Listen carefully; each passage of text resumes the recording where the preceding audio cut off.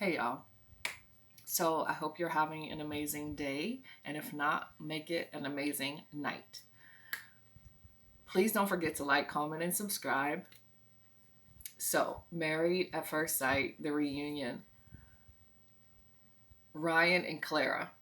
So, Ryan finally said, I love you, which I'm sure he said it before last night, but who cares? When Kevin got the I love you out of him, though, I'm like wondering about the sex. Are you going to ask that question? And I was so happy that he did, because to me, with these two, that's the only thing that I care about. Well, not care, but I want to know, because they're good together, but they're boring. That's just me. Um, so when adults don't want to talk about their sex life, it's totally their right. But to me, either you say yes or you say no, or I choose not to talk about it. Did we watch TV that night? I don't know. Did we watch TV? Like, to me, that's very childish. I didn't understand it. If you want the world to know, say yes.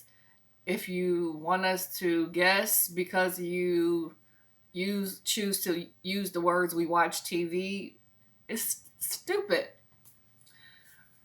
Paige and Chris, who didn't know that that was going to be a train wreck? I mean, the previews showed that it was going to be a train wreck, but the previews also showed me something different that I was going to see last week, and I didn't get to see it. The questions that he would not answer about the car,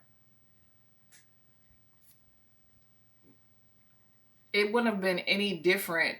It's not like she doesn't still feel about, feel a way about it. So you saying you choose to not answer because you don't want her to relive it is not comforting to her.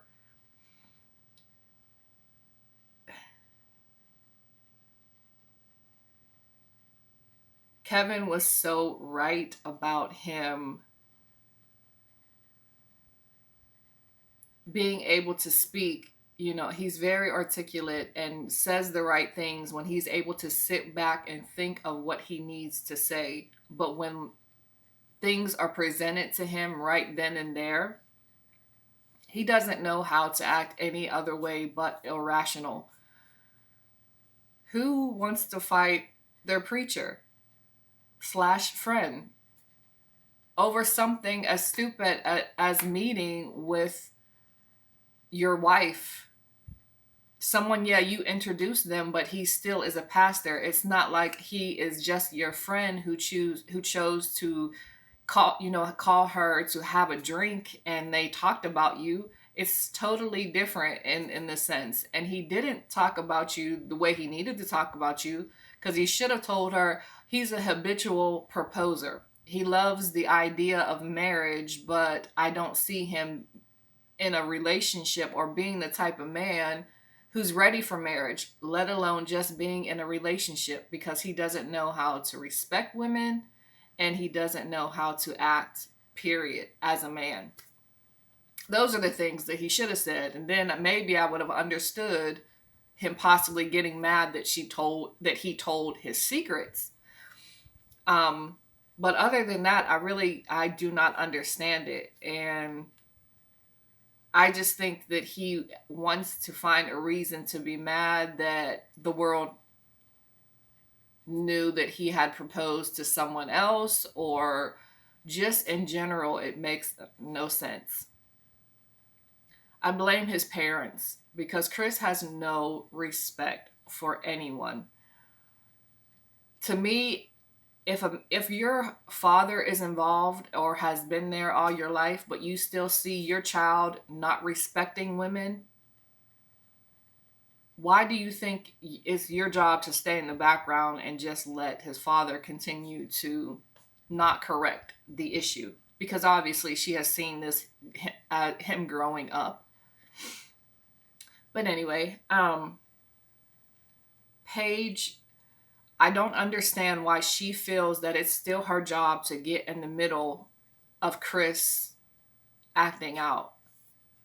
After she said what she had to say as far as just, helping or saying that, me and him just met, he's a preacher and I needed somebody to talk to, or whatever she said.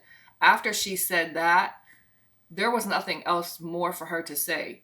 Chris acting out when Kevin told her, Paige, stop him. That's not her job anymore. You are the man. You could have got up and stood between them two, or you should have got security to escort him out. You don't tell a woman to get involved in between two men who could possibly break out into a fight. Because what would she have done? Possibly got hit. It wasn't like she could really, really stop him. I didn't understand that, and I really didn't appreciate it. I wish she would know and have enough respect for herself not to get involved in two men's argument, let alone possible fight, especially when that is not your husband and he never treated you good. Just like last week when Pastor Cal said, are you going to go after him? No, Pastor Cal could not have stopped her from going if she chose to, but he could have spoke up and said, you don't need to keep running after a man who does not value you. Value yourself and sit your ass back on that couch is what he should have said. That's my thoughts. But the fact that everybody feels that she should get involved, or the fact that she feels that she should get involved, is so crazy to me. But we'll see if the drama continues with them next week on part 2. Peace.